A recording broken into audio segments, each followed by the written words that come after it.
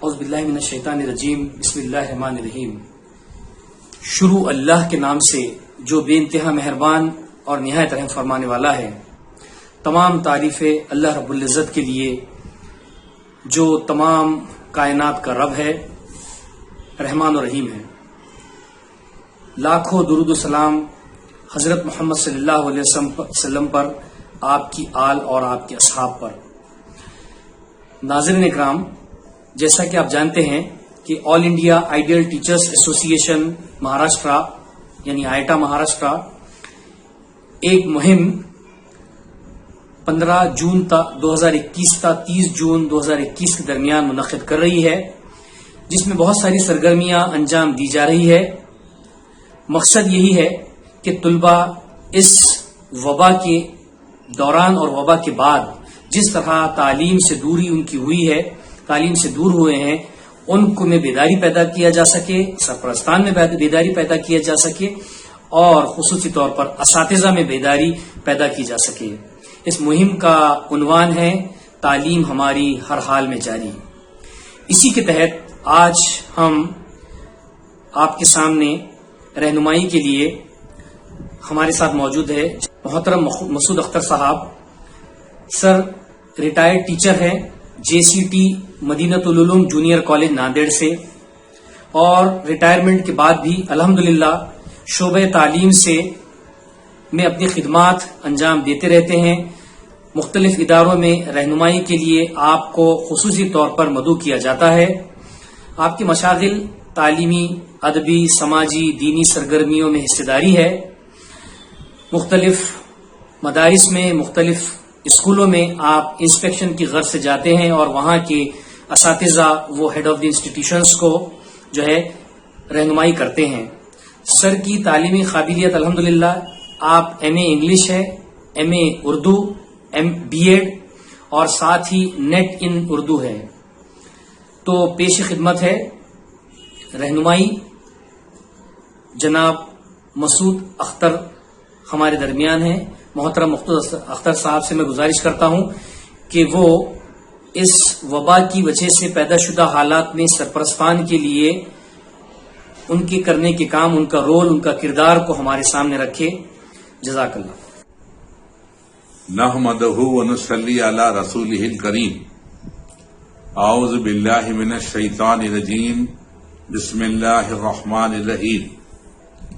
آل India ideal teachers ایسوسی ایشن مہاراشٹرا کے زیر اہتمام 15 جون تا 30 جون تعلیمی بیداری مہم تعلیم ہماری ہر حال میں جاری کے تحت مختلف سرگرمیاں عمل میں آ رہی ہیں۔ اس سلسلے میں ماہر تعلیمات عالی جناب مبارک کافری صاحب اور مولانا آزاد نیشنل اردو یونیورسٹی کے انچارج رجسٹرار عالی جناب صدیقی محمد محمود صاحب کے لیکچرز سننے کے بعد حوصلہ پا کر چند باتیں جو میرے ذہن میں آئیں، وہ میں جمیع معلمین و معلمات، طلباء و طالبات اور ان کے والدین و سرپرست حضرات سے بانٹنا چاہتا ہوں۔ سب بخوبی جانتے ہیں کہ پوری دنیا لگ بھگ 1.5 سالوں سے تھم سی گئی ہے۔ پوری دنیا پچھلے 1.5 سالوں میں ٹھپ پڑ گئی ہے۔ معیشتیں تباہ و برباد ہو گئی ہیں، لیکن معیشتوں کی بحالی آج نہیں تو کل، کم و بیش دیر سویر دور ہی ہو جائے گی، بحال ہو جائے گی۔ لیکن تعلیم کا جو عظیم نقصان عظیم ہوا ہے، اس کی تلافی بہت دقت طلب، وقت طلب اور محنت طلب کام ہے، اور خاص کر کے مسلم ادارے اپنی پرانی حالت پر لوٹ آئیں، یہ مستقبل قریب میں اس کے امکانات دکھائی نہیں دیتے۔ اس کی ایک وجہ تو یہ ہے کہ ویسے ہی تعلیمی اہمیت و افادیت سے ہماری اپنی قوم بے پرواہ ہے، غیر ذمہ دار ہے، بے حس ہے، اور اس کے بعد ان کو اس کی اہمیت کا اتنا اندازہ اور احساس نہیں ہے. اور دوسرے یہ کہ ابھی حالات بہت جلد قابو میں آ جائیں گے، اس کے امکانات نہیں کے برابر ہیں. جیسا کہ سننے میں آ رہا ہے تیسری لہر کے بارے میں، اور اس میں یہ بھی کہا جا رہا ہے کہ اس میں بچے زیادہ متاثر ہوں گے. تو میں یہ کرونا وبا کی تیسری لہر کے بارے میں بتا رہا تھا. جیسا کہ ظاہر کیا جا رہا ہے اور یہ کہا جا رہا ہے کہ تیسری لہر اگست یا سپٹمبر کے مہینے میں آئے گی اور اس میں زیادہ بچے متاثر ہوں گے. ایسی صورت میں دوبارہ مدارس کا شروع ہونا بہت مشکل ہے، اور ہمارے اپنے بچے بری طرح بکھر چکے ہیں، منتشر ہو چکے ہیں. بہت غریب بچے وہ مزدوری سے لگ چکے ہیں. اگر کل کو مدرسے کھل بھی جاتے ہیں تو پورے بچے فوراً لوٹ آنا بہت ہی مشکل ہے. ابھی کچھ دن پہلے واٹس ایپ کے اوپر ایک میسج آیا تھا کہ یہ حالات جلدی سنبھلنے والے نہیں ہیں کیونکہ اس کے پیچھے بچوں کی دعائیں ہیں. تو میں یہ کہوں گا کہ ایسا لگتا ہے کہ کچھ بچوں کے ساتھ اساتذہ اکرام کی بھی دعائیں ہیں اور بہت خشوع اور خضوع کے ساتھ ہے. خیر، اب سوال یہ پیدا ہوتا ہے کہ یہ اس کو کیسے نمٹا جائے اور اس کا کیا علاج کیا جائے، اس کا کیا مداوع ہو سکتا ہے. جہاں تک کہ دینی مدارس کا تعلق ہے تو ان کی حالت تو بہت ہی زیادہ تشویشناک اور فکر انگیز ہے، کیونکہ سب جانتے ہیں کہ وہاں پر جو بچے آتے ہیں وہ دیہاتوں کے ہوتے ہیں اور غریب بچے ہوتے ہیں. شہروں کے بچے اور مالدار بچے بہت کم ہوتے ہیں، برائے نام ہوتے ہیں. اکثریت جو ہوتی ہے وہ دیہات کے بچوں کی اور غریب بچوں کی ہوتی ہے. تو وہ پورے کے پورے بکھر چکے ہیں، منتشر ہو چکے ہیں، اور بیشتر بچے وہ کوئی نہ کوئی چھوٹے موٹے کاموں سے لگ چکے ہیں. تو اب ان کا تعلیم شروع ہونے کے بعد لوٹ آنا اتنا آسان کام نہیں رہا. اور اس کے علاوہ اب جہاں تک کہ آن لائن تعلیم کا تعلق ہے، یہ سب جانتے ہیں کہ اس کی کچھ لمیٹیشنز ہوتے ہیں. آن لائن تعلیم یہ بھی بڑے شہروں کے حد تک اور مالدار طبقے کے حد تک ہو سکتی ہے، ممکن ہے. جو گاؤں کے بچے ہیں، دیہاتوں کے بچے ہیں اور غریبوں کے بچے ہیں، ظاہر ہے کہ ان کو وہ سہولتیں حاصل نہیں ہیں جو شہروں کے بچوں کو اور پیسے والے بچوں کو حاصل ہے. اور پھر اس کے بعد یہ کہ نہ ان کو وہ سہولتیں حاصل ہیں اور نہ وہ اس کے طریقہ کار سے واقف ہیں. نہ بچے واقف ہیں، نہ ان کے والدین واقف ہیں. تو پھر اس میں ایک رسک بھی ہے کہ اگر آپ موبائل کے اوپر یا لیپ ٹاپ کے اوپر آن لائن تعلیم کا انتظام کرتے بھی ہیں، اہتمام کرتے بھی ہیں 2-3 گھنٹے کے لیے، تو پھر اس کے بعد باقی کا پورا وقت وہ بچے کہاں خرچ کریں گے، کہاں گزاریں گے. اس میں اس بات کا بھی اندیشہ ہے کہ 2-3 گھنٹے وہ لیپ ٹاپ یا موبائل ان کے اپنے ذاتی دلچسپیوں کے لیے استعمال ہو اور وہ نقصان دہ ثابت ہو سکتا ہے. تو پھر آ جا کے سوال یہی پیدا ہوتا ہے کہ ہم کو تو تعلیم ہر قیمت پر اور ہر حال میں جاری رکھنا ہے، تو پھر کیا کیا جانا چاہیے، کیا کیا جا سکتا ہے. اس سلسلے میں صرف والدین اور اساتذہ اکرام اگر چاہیں تو مل کر بہت کچھ کر سکتے ہیں.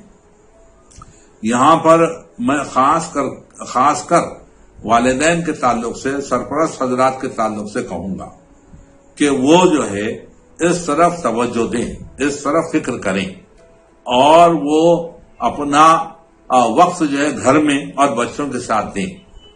یہ جتنے بڑے بڑے IAS آفیسرز ہوتے ہیں تو وہ اتنے مصروف ہوتے ہیں کہ اگر ان سے ملاقات کرنی ہو اور 5 منٹ کے لیے 10 منٹ کے لیے تو 2 3 مہینے پہلے ان سے اپوائنٹمنٹ لینا پڑتا، اور اس کے بعد جب آپ کو اپوائنٹمنٹ آپ کو مل جاتا ہے 5 منٹ کے لیے 10 منٹ کے لیے، تو ان سے ایک مرتبہ انٹرویو لینے والے نے سوال کیا کہ آپ لوگ اتنے مصروف ہوتے ہیں تو کیا آپ اپنے بچوں کو وقت دیتے ہیں؟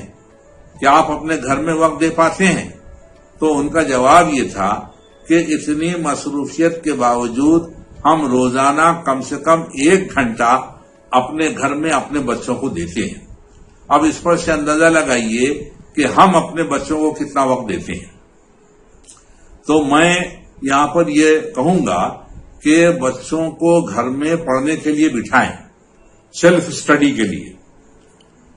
یہ جو BEd کی ٹریننگ ہوتی ہے، DEd کی ٹریننگ ہوتی ہے، اور اس میں یہ اردو کس طرح پڑھائیں، انگریزی کس طرح پڑھائیں، مراٹھی کس طرح پڑھائیں، اس کے جو اسٹیپس اور اسٹیجز ہوتے ہیں، تو اس میں ایک اسٹیپ ہوتی ہے سائلنٹ ریڈنگ، بچوں کی خاموش خوانی۔ تو وہ ہم بہت ہلکے میں لیتے ہیں، اس کو ہم کوئی خاص اہمیت نہیں دیتے، اور ہم اس کو ایک ضابطے کی تکمیل یہ سمجھتے ہیں، لیکن وہ بہت ہی زیادہ اہمیت کی حامل ہوتی ہے۔ اسی سے سیلف اسٹڈی کی عادت پڑتی ہے۔ یہ جتنی بڑی بڑی جماعتوں کے بچے ہوتے ہیں، MBBS کے بچے یا انجینئرنگ کی تعلیم حاصل کرنے والے بچے، ان کی اگر آپ کتابیں دیکھیں گے تو اتنی زیادہ ہوتی ہیں، اور ایک ایک کتاب اتنی ضخیم، اتنی موٹی ہوتی ہے کہ ان کو آپ زیادہ دیر لے کر کھڑے نہیں رہ سکتے، آپ کے ہاتھ تھک جاتے ہیں، آپ خود تھک جاتے ہیں۔ تو اب یہ سوال یہ پیدا ہوتا کہ اتنی کتابیں وہ کچھ کالج میں تو مکمل ہوتی نہیں ہیں، بچوں کو سیلف اسٹڈی کرنا پڑتا ہے۔ 17 18 گھنٹے بچے پڑھتے ہیں۔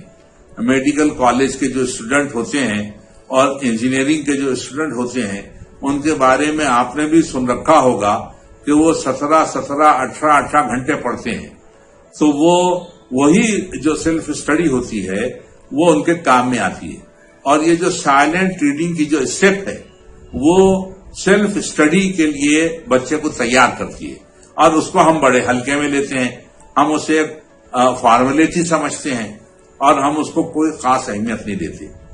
تو میں یہ کہوں گا کہ بچوں کو گھر میں پڑھنے کے لیے بٹھائیں، ان کے اوقات مقرر کریں، اور بالکل وہی اوقات آپ مقرر کریں جو اسکول کے اوقات ہیں۔ اور اگر آپ کا گھر بڑا ہے، کشادہ ہے، وسیع ہے، اس میں گنجائش ہے، تو آپ ایک روم بچوں کو اسٹڈی کے لیے دے دیں، اور باضابطہ اس کے اوپر ایک بورڈ لگا دیں، اسٹڈی روم۔ اور اگر آپ کا گھر چھوٹا ہے تو کتنا بھی چھوٹا صحیح، کم سے کم ایک کونا آپ مقرر کریں بچوں کی اسٹڈی کے لیے، اور وہاں پر بھی ایک بورڈ لگا دیں، ایک تختی لگا دیں، اسٹڈی کارنر۔ اس کے علاوہ آپ گھر میں 2-3 جگہ، مناسب جگہ ہدایتیں لکھ کے لگا دیں، جیسے لائبریریز میں لکھا ہوا ہوتا ہے، please don't talk, please don't disturb, please don't make a noise, وغیرہ وغیرہ۔ اردو میں بھی اگر آپ لکھنا چاہیں تو آپ اردو میں بھی لکھ سکتے ہیں، برائے مہربانی خاموشی برقرار رکھیے، برائے مہربانی خاموشی قائم کریں، خاموشی کو ملحوظ رکھیں، وغیرہ وغیرہ۔ اور اس کے بعد بچوں کو وہ 2 گھنٹے 3 گھنٹے 4 گھنٹے وہ پڑھنے کے لیے کہیں، صرف ٹائم ٹیبل بنا دیا جائے کہ کون سا مضمون کب سے کب تک کے پڑھا جائے گا۔ اور اس کے بعد میں خاص کر کے ہماری بہنوں سے اور ہماری بیٹیوں سے میں یہ گزارش کروں گا کہ جب بچے پڑھ رہے ہوں، سیلف اسٹڈی کر رہے ہوں، تو وہ کسی بھی کام سے گھر کے باہر نہ جائیں. وہ اپنے رشتہ داروں سے ملنے یا سہیلیوں سے ملنے یا شاپنگ کرنے یا سودا سلوک لانے کے لیے بچے گھر بچوں کے حوالے کر کے نہ جائیں، گھر کے باہر نہ نکلے، بلکہ ان کی نگرانی کریں اور ان کی دلجوئی اور ان کی ہمت افزائی جو ہے اپنا کرتے رہیں. اور اس بات کا بھی خیال رکھیں کہ گھر میں کسی قسم کی آواز اور شور نہ ہونے پائے. اس درمیان میں کوئی ٹی وی نہ دیکھے، کوئی موبائل کا استعمال نہ کرے. یہ ناممکن ہے کہ آپ جو ہے ٹی وی کے اوپر کوئی فلم دیکھیں یا گانے سنیں یا جو ہے آپ نیوز سنیں یا کوئی سیریل اپنا دیکھیں اور یہ چاہیں کہ وہ بچے اپنے روم میں یا کونے میں وہ پڑھتے ہوئے بیٹھے ہوں.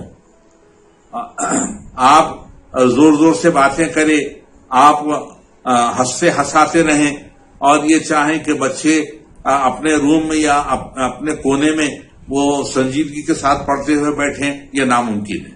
اس لیے پہلے آپ کو خاموش رہنا پڑے گا، آپ کو ڈسپلین برقرار رکھنا پڑے گا، تو تب کہیں جا کے وہ بچوں کے لیے مفید ہوگا. اور اگر آپ کے گھر میں الماریاں ہوں تو الماریوں کو کچھ اس ڈھنگ سے رکھیں کہ وہ کوئی ایک کونا بن جائے اور وہ کونا وہ بچوں کے لیے دے دیا جائے. جیسا آپ مختلف دفتروں میں آفسوں میں دیکھتے ہیں کہ الماریاں کچھ اس ڈھب سے رکھی جاتی ہیں، جمائی جاتی ہیں کہ چھوٹے چھوٹے کیبن بن جاتے ہیں اور اس میں وہ کلرک حضرات بیٹھ کر اور ذمہ داران بیٹھ کر کام کرتے ہیں. اور میں تو یہ کہوں گا کہ اگر آپ کے گھر میں الماریاں نہیں ہیں، ایک یا دو الماریاں بھی نہیں ہیں، تو پردے لگائیں، مگر ایک کونا تیار کر کے بچوں کو سیلف اسٹڈی کے لیے دیں. اور اس کے بعد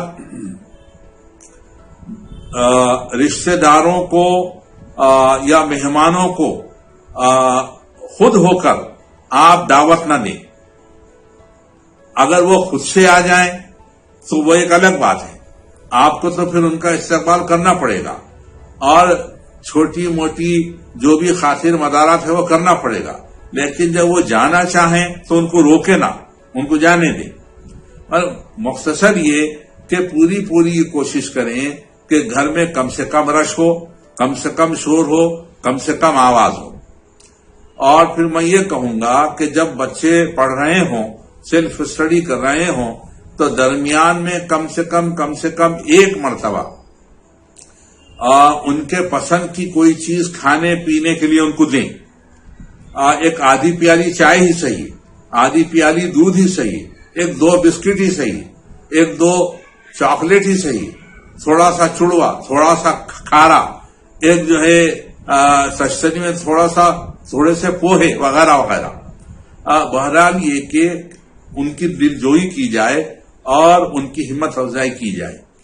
یہی ایک طریقہ ہے کہ ہم یہ جو صورتحال ہے اس کے اوپر ہم قابو پا سکتے ہیں، ورنہ کوئی دوسرا طریقہ تو سمجھ میں نہیں آتا.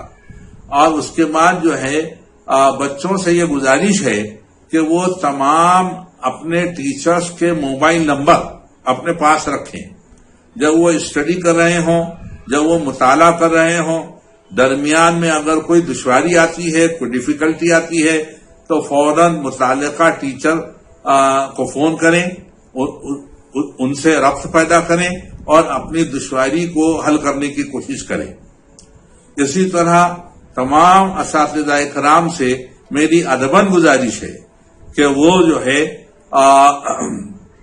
بچوں سے کسی طرح ملیں اور ملنے کے بعد ان سے ربط پیدا کریں اور ان کو یقین دلائیں کہ ہم 24 گھنٹے آپ کے لیے اویلیبل ہیں، ہم دستیاب ہیں، آپ جب چاہیں ہم سے ربط پیدا کر سکتے ہیں. بچوں کو آپ کے گھر آنے کی اجازت دیں ان کو، اور ان سے یہ کہیں کہ آپ جب جو ہے کوئی ڈیفیکلٹی محسوس کریں تو آپ فون کیجئے، ہم آپ کے گھر آ جائیں گے اور آپ کی دشواری کو دور کریں گے. یہ بھی ایک طریقہ ہے. اور اس کے بعد جو ہے محلہ محلہ اسٹڈی سرکل قائم کریں. چھوٹی موٹی ملاقات کے لیے محلے کی کسی مسجد کا انتخاب بھی کیا جا سکتا ہے. بہرحال یہ کہ اساتذہ اکرام سے ادباً گزارش ہے کہ وہ ہر حال میں ہر صورت میں بچوں کے ربط میں رہیں اور ان سے ملتے ملاتے رہیں اور ان سے پوچھتے اور سوال کرتے رہیں. یہی ایک طریقہ ذہن میں آتا ہے کہ یہ صورتحال پر ہم کچھ حد تک کے قابو پا سکتے ہیں. ورنہ یہ بچے بالکل خالی ذہن ہو چکے ہیں، وہ بالکل لاتعلق ہو چکے ہیں. بالکل اب ان کے لیے اگر اسکول کھل جاتے ہیں تو پہلے کی طرح بالکل پابندی سے آنا بہت وقت طلب کام ہے. تو یہ اپنا چند باتیں تھیں جو میرے ذہن میں تھیں اور میں آپ حضرات سے شیئر کرنا چاہتا تھا. ایک بات یہ ذہن میں رکھیے کہ دنیا جو ہے وہ بالکل اپنے آخری دور میں داخل ہو چکی ہے. یہ بات جو ہے میں کسی اخباری اطلاع کی بنیاد پر نہیں کہہ رہا ہوں، بلکہ قرآن اور حدیث کی روشنی میں اس وقت جو دنیا کے سماجی اور معاشرتی اور مذہبی اور سیاسی جو حالات ہیں اس بنا پر میں کہہ رہا ہوں کہ دنیا بالکل اپنے آخری دور میں داخل ہو چکی ہے. بہتر ہے کہ ہم سب اپنی آخرت کو بنا لیں اور اپنی عاقبت کو سنوار لیں. اللہ حافظ.